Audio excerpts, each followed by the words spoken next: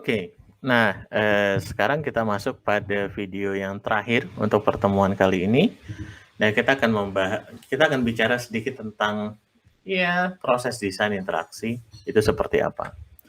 Nah, jadi intinya adalah untuk menghasilkan sebuah interaksi yang bisa menghasilkan suatu pengalaman pengguna yang jadi inti mata kuliah ini, kita perlu metode.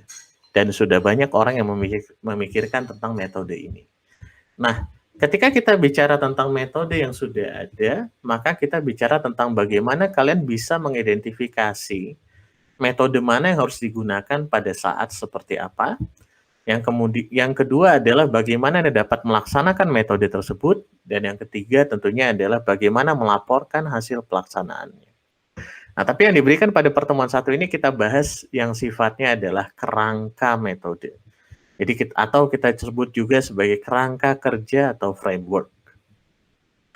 Baik, secara umum ketika kita merancang atau melakukan kegiatan di bidang interaksi manusia komputer, maka kita punya 3 tujuan. Jadi tujuan pertama adalah yang kita sebut sebagai eksplorasi, tujuan kedua adalah generasi atau generatif, dan yang ketiga adalah evaluatif. Masing-masing punya tujuan. Jadi ketika Anda melakukan sesuatu kegiatan atau metode yang sifatnya eksploratory, maka Anda punya ide, dan ini biasanya dilakukan di bagian awal sekali, tapi Anda masih membutuhkan data untuk bisa mensupport ide kalian tadi. Maka kalian bisa melakukan teknik-teknik atau metode-metode yang sifatnya adalah exploratory. Kemudian yang kedua adalah mungkin Anda sudah punya data dan Anda ingin menghasilkan desain. Ini yang kita sebut sebagai penelitian atau kegiatan yang kita sebut sebagai generatif. Jadi output dari generatif itu adalah bagaimana Anda dapat menghasilkan kandidat-kandidat desain yang bisa menyelesaikan permasalahan based on data yang telah kalian kumpulkan pada bagian exploratory. Dan yang terakhir adalah ketika kalian sudah punya kandidat desain, maka kan harus uji mana yang paling bagus, maka kegiatan ini kita sebut sebagai evaluatif. Nah, pada saat Anda merancang sebuah interaksi, maka Anda akan melibatkan 3 kegiatan ini. Ada eksplorasi, ada generatif, dan ada evaluatif, yang nanti akan kita ikuti semuanya pada mata kuliah ini. Nah, pada double diamond ini dibagi jadi 4 tahap yang paling besar. Jadi yang pertama kita punya adanya discover, ada define, ada develop, dan ada deliver.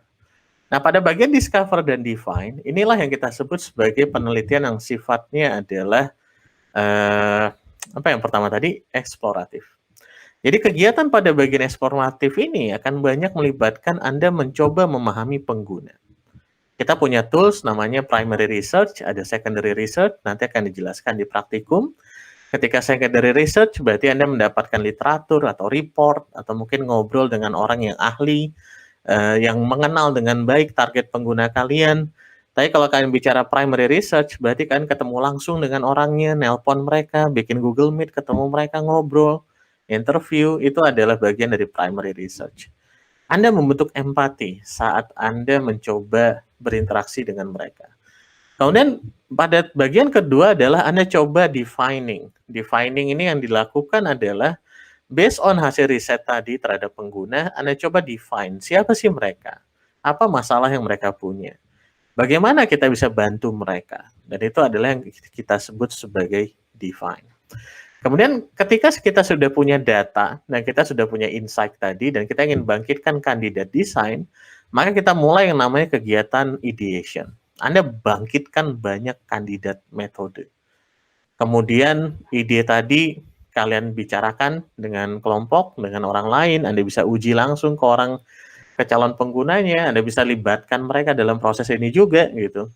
Dan akhirnya Anda mendapatkan kandidat dari desain yang akan kalian buat.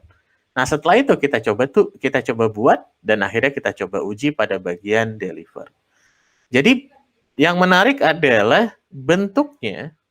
Jadi Anda diharapkan, kenapa bentuknya diamond seperti ini? Anda diharapkan untuk melakukan eksplorasi dan Anda punya tahap yang namanya diverging. Baik pada bagian eksplorasi maupun pada bagian generasi. Kenapa? Karena ketika Anda mengeksplorasi, carilah informasi sebanyak mungkin, baru setelah itu kita pilih-pilih sehingga kita dapat yang paling utama. Itu tujuannya. Kalau kita dari awal terlalu kecil lingkupnya, maka yang dikhawatirkan adalah kita jadi tidak bisa mendapatkan insight yang harusnya kita tahu. Mungkin kalau kita sama sekali tidak ketemu user atau kita tidak amati mereka di lapangan, mereka bekerja seperti apa, kita nggak tahu kalau mereka itu kesusahan ketika mereka berada di lapangan. Sama dengan ideation. Ideation juga ketika Anda ngide, jangan jatuh cinta pada ide pertama kalian.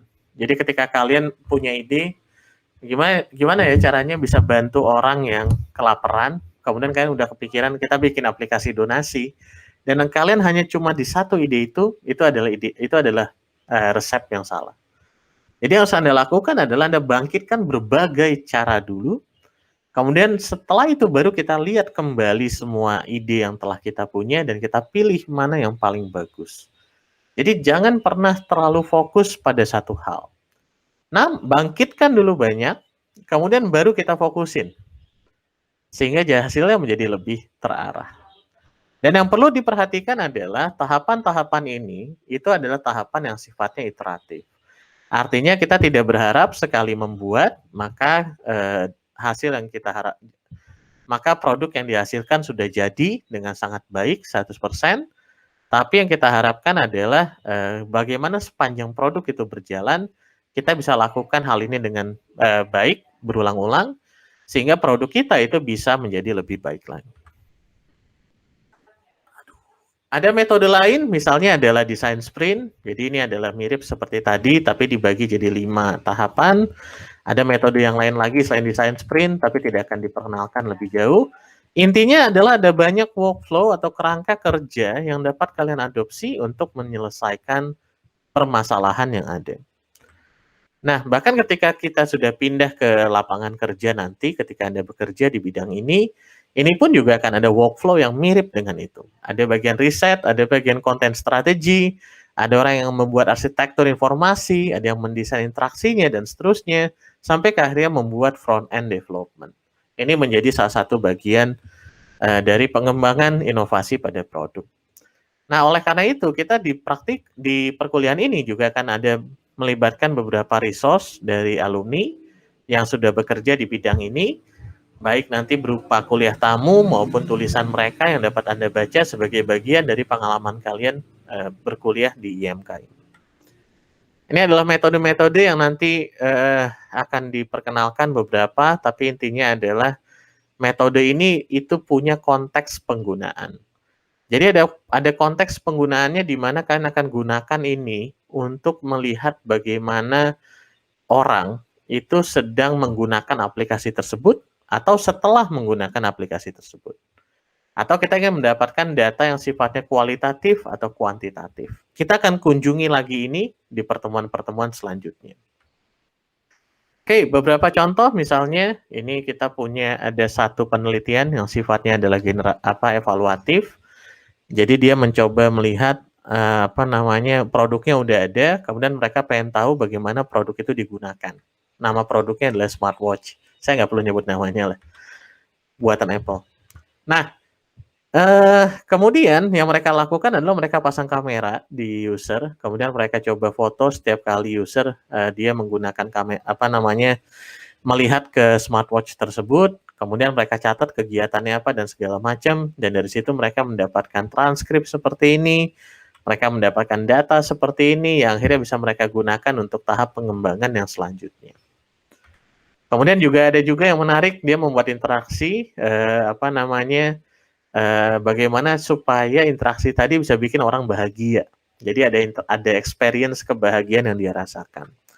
Jadi dia buat misalnya ada cerminnya itu kalau dia senyum maka dia akan menampilkan icon senyum dan ada suara ting yang positif, tapi kalau dia tidak senyum nanti keluar icon murung gitu segala macam. Kemudian akhirnya dia pasang di kulkas, jadi kulkasnya hanya bisa dibuka kalau dia harus senyum dulu. Nah, yang terjadi adalah menurut dia, penelitinya, Rekimoto dan kawan-kawan, itu dia ternyata penggunanya setelah beberapa hari menggunakan ini, 10 hari, dia menjadi lebih positif perasaannya ketika diukur. Kemudian juga ini adalah penelitian yang merancang sebuah alat interaksi, misalnya buat mengetik tapi pada lingkungan virtual, karena kita tidak mungkin bawa keyboard, Akhirnya mereka bikin alat baru yang bentuknya adalah berupa cincin. Nah, ini di dalamnya itu ada proses generatif dan juga termasuk ada proses evaluatif yang akan kalian lakukan juga pada mata kuliah ini. Nah, oleh karena itu kalian harus banyak baca. Jadi kalian harus banyak baca, cek literatur, dan kalian harus paham yang kalian lakukan nanti itu apakah eksploratif, generatif, dan evaluatif. Karena kalau kalian nggak paham dengan tujuan Anda melakukan sesuatu nanti, Anda nggak bisa melakukan itu dengan benar. Kemudian gunakan teknik yang tepat. Jangan gunakan teknik eksploratif pada bagian generatif. Itu nanti nggak cocok, nggak nyambung. Kemudian sampaikan hasilnya dalam bentuk yang jelas. Nanti kalian akan dilatih bagaimana cara menampilkan hasil dari penelitian kalian dan coba cari apa future works yang dapat kalian lakukan. Ini beberapa buku yang dapat Anda baca, selebihnya dapat dilihat di website perkuliahan. Baik, terima kasih. Ini adalah akhir dari kuliah pertama ini.